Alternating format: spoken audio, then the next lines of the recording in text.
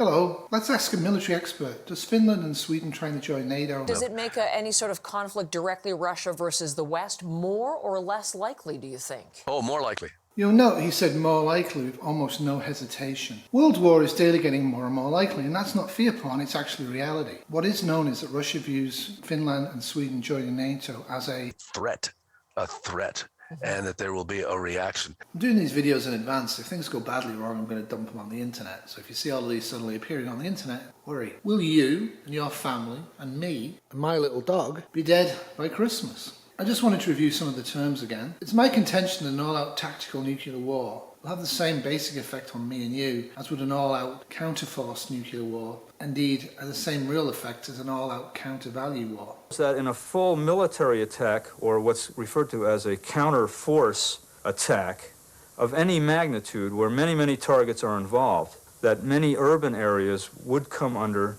collateral damage. By that I mean the area around the target is destroyed with the target, because the strategic nuclear weapons have such power that they can literally destroy hundreds of square kilometers of area. All right, let's nuke Toronto, Canada. Let's hit it with an SS-25 Topol ICBM, and let's make it an airburst. Go Blue Jays!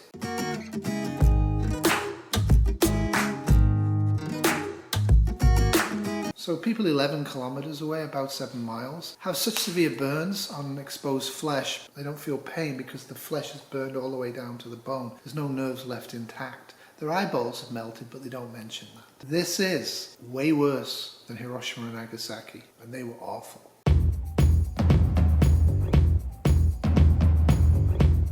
Giddy up, reload.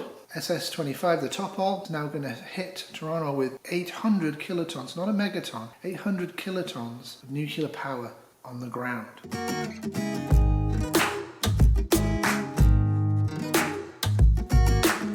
So it looks a little bit better, but not much significantly. Third-degree burns are present up to 9.7 kilometers away, which is almost 10 kilometers, which is about 6 miles. That's burns bad enough that the flesh is burned away deep enough there's no nerve ending. Further out from that, there's severe, agonizing burns happening. There isn't much red, and that's actually to be expected. Red is basically you're dead. The dark orange initially is 100 rads an hour, and this includes Ajax, Oshawa, and Peterborough. It's a long way from Toronto, and anybody outside for any significant length of time is probably going to be dead 2 or 3 days later and die in a horrible way, just from the radiation. I start with the nuke map for a reason.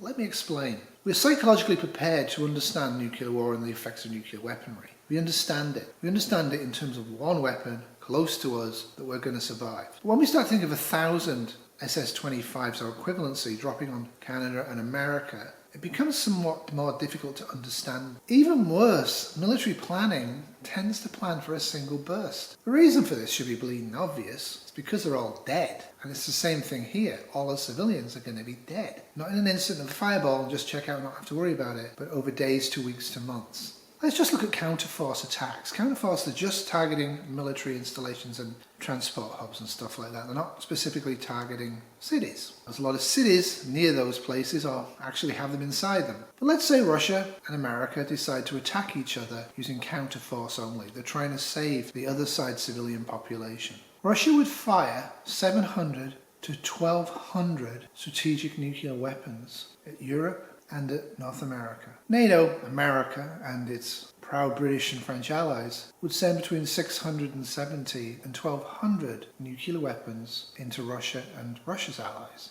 We're doing this to save civilians. It's much worse if we just go for counterforce and go for the cities. Full counterforce attack like this will cause a nuclear winter, no question. In fact, a lot less weaponry than that will cause a nuclear winter. A few days after the war, the temperature drops rapidly to 23 degrees centigrade below zero. It then recovers over the next 6 months. This graph implied the end of the natural world as we know it. You got this wrong, as we're about to see. We found that the temperature drops averaged over the continents under the smoke were about 15 degrees centigrade. Now that's about half the answer that the TAPS model gives. This is on average a 59 Fahrenheit drop in temperature. It's an average, so not everywhere will drop by 59 Fahrenheit. Some places will drop further, some places won't drop quite as much. But everywhere is going to get a lot colder. And this is good news. But then again, we have oceans in our model, and the heat transport from the oceans to the land decrease the overall temperature drop for the land by about a factor of 2. Party time, we live! Oops. Hold on a minute. Dropping an average of 59 Fahrenheit, not an average of 140 Fahrenheit, is good news, but it's still enough to kill us all. Let's have a look at a map. Their map plots the weather for each day following the war. On the 8th day, it looks like this.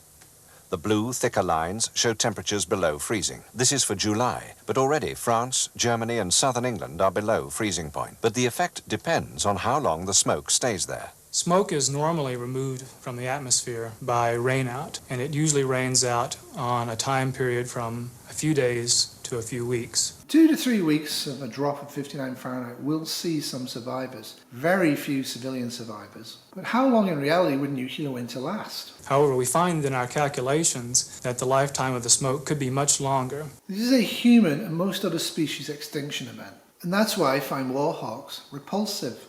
The reason for this is that the smoke in the atmosphere heats up the atmosphere and forms a very large temperature inversion. This temperature inversion stabilizes the atmosphere and suppresses the normal convective processes which cause rain. Therefore, the lifetime of the smoke will be much longer. Okay, how much longer?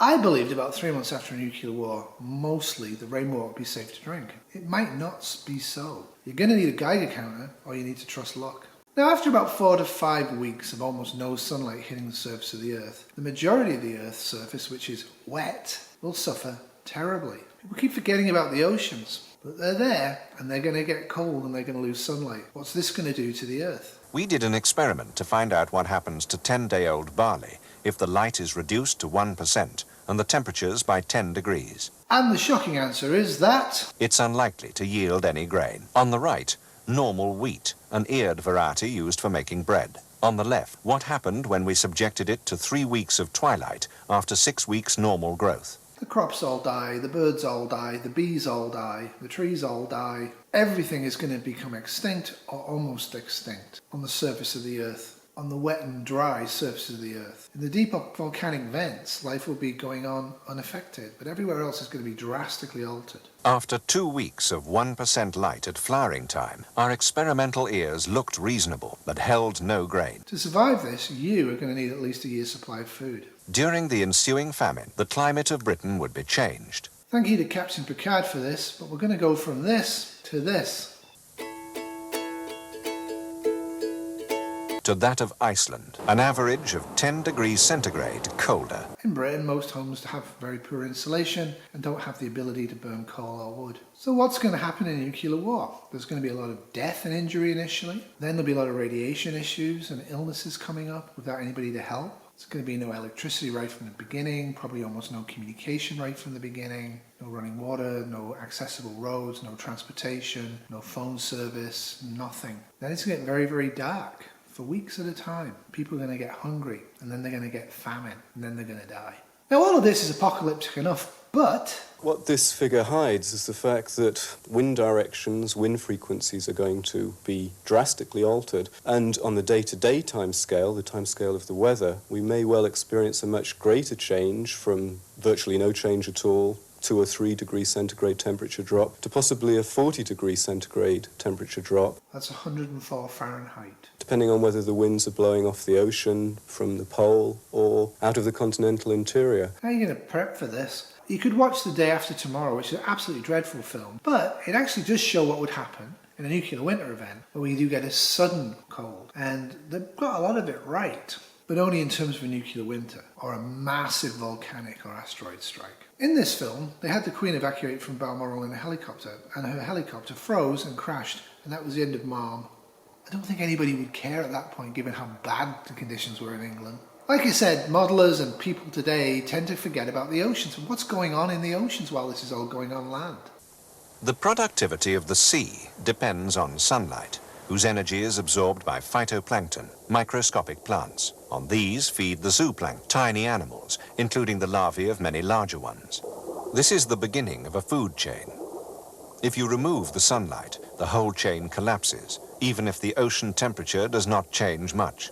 Without the sun and the plankton, the fish would die. This is an absolute hammer blow to life on Earth. Some people, some species will survive. They will breed, they will evolve, they will repopulate the Earth over time. For most people, the only food that's going to be available quite quickly after an all-out nuclear war is soylent green. And they'll only be able to get that if they eat it raw. About 50% of all people in the circumstances of utter famine will actually go cannibal. The other 50%, no matter what, won't. But despite all this, despite all this, the outlook is actually much, much worse than I've painted it so far. It would be hard to go fishing. The ocean has the tremendous thermal inertia, so the air over ocean will be cooled slightly, and the temperature decrease over continent will be very big. It will create the huge wind on the seashore, which will be accompanied by heavy snowfalls. So probably the human civilization will be erased along all seashores all over the world. Are you understanding this? A NATO-Russian counter-force nuclear war where they deliberately, specifically,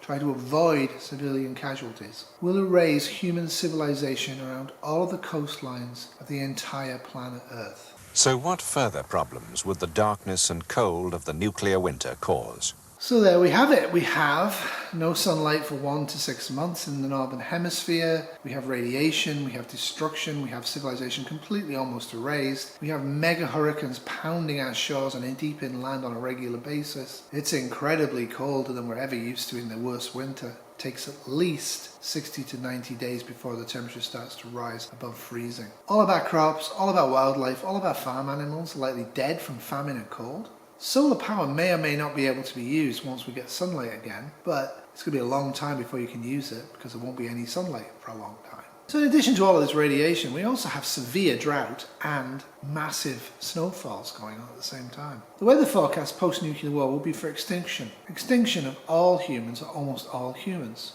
no matter how hard you prepped. So think of your fellow humans and yourself and your family, and think of the birds and the bees and the wildlife. Do whatever you can to avoid a nuclear war from ever happening. Be calm, be safe, be sane. Thank you very, very much for watching. And I'm going to give the final word to the retired major from the Military College in Kingston. Deep in the Russian psyche, and there's no way to overestimate this, there's a fear of borders from the east and a fear of borders in the west. Remember, this nation has been invaded for the last 1,000 years from both points. So the notion of, and of course, especially since the Second World War and Hitler's devastating advance into Russia, the Russians are in fact very sensitive and very prone to see the worst possible happenings along their borders. I mean, I don't want to ascribe sincerity to what Russian politicians say, but Lavrov himself and his people at the UN have been saying that this is a threat, and that there will be a reaction. Now, what he does, we'll see. Most of what Mr. Putin says, and especially his secretaries say in public, is mere posturing. But one never knows when posturing ends and reality begins. He doesn't have the combat power. His armed forces don't have the combat power to take the fight to the Finns and the Swedes. That would be foolhardy. He's got to make serious changes because now he's operating on two fronts, in the north and in the south against Ukraine. This has been a Dog with a Stick production 2022.